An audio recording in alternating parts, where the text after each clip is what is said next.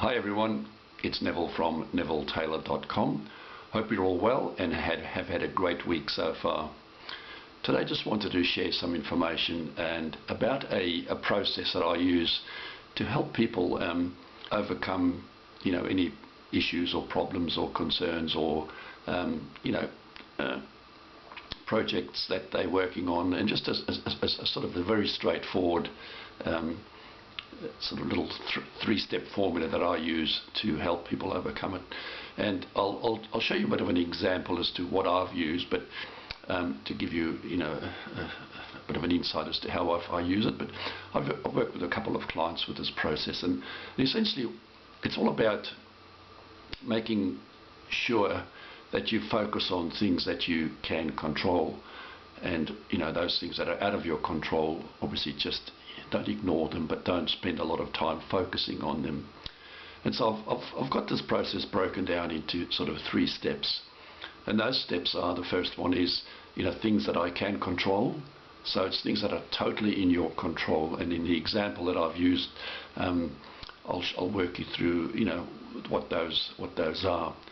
And then the next process is things that I can control indirectly, so where you've got an influence, or you were able to work somehow that you have an indirect control on the situation.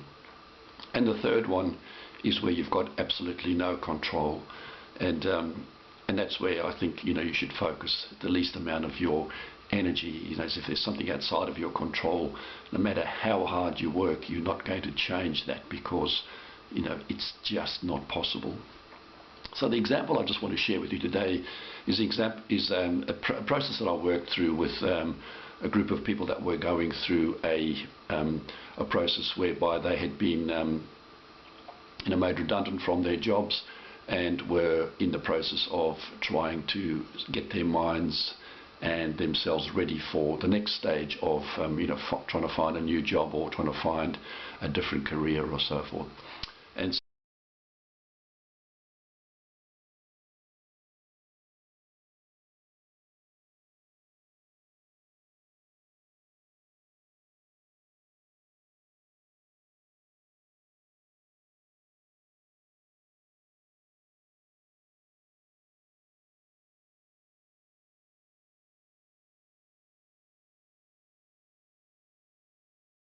so in those things that you can control, and just a couple of headlines that we sort of brainstormed and I try to extract from them, is that you have got control on things like your resume, how you present yourself, what your resume looks like, the content, the attraction of your resume.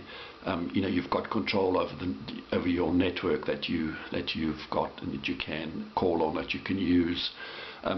You've got control on how you present yourself, on how you dress, on how you communicate, and how you meet with people and come across.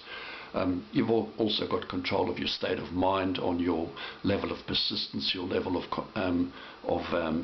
preparedness for all of those sort of things. So there's a whole bunch of those things, as you can imagine, things that you have got control of, that you can actually focus on and make the most impact. The second part of it is those things you can control indirectly, and in this example, it's how others perceive you, for example, is something that you can control indirectly. So how do you come across to people? What are people's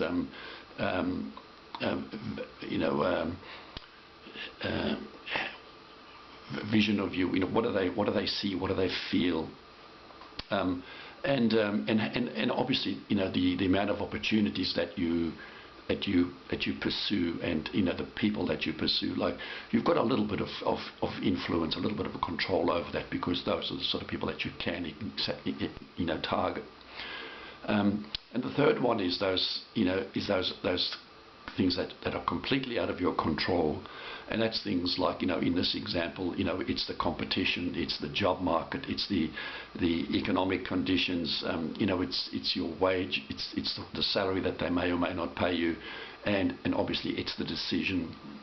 So you can see there's, it goes from opposite ends of the spectrum, from things you can control to things you can't control. And what I try to get people to do is just to focus on those things that you can control and that you've got some influence over, rather than, stressing about, well, what does the competition look like? What's the job market? There's no jobs, all that sort of stuff. Those are things that are totally outside of your control. And then bringing that back into the SFM, this process that we're working on, there are lots and lots of things that are within our control, and things like, our ability to advertise on the various platforms, our budget, our energy, our systems, all those sort of things. We've got enormous amounts of control on. We can do what is expected of us, what we expect ourselves to do. And on the other end of the spectrum, is things that we can't control, and that's things like people that actually click on your ad, people that make a decision to subscribe or buy an app or move on. All those sort of things are totally outside of your control. So it's pointless worrying about creating an audience. The audience is there. Just tap into that audience, and so forth. And then there's those things in the middle, the things we can control indirectly, and those things like that may be things like the actual SFM system that we've got to use. Like we've got control over that in a certain way, where we can provide feedback and so forth, and work within the confines of that system. But we're obviously not able to go in there and change anything dramatically because it's not our system. But still, we've got a reasonable amount of control we can exert through feedback to the SFM and DEA and so forth. So I hope that's helped. So consider this as an option, or as an opportunity to focus your mind on, when you've got an issue or a problem or something that you want to overcome, is to work on those things that you can control.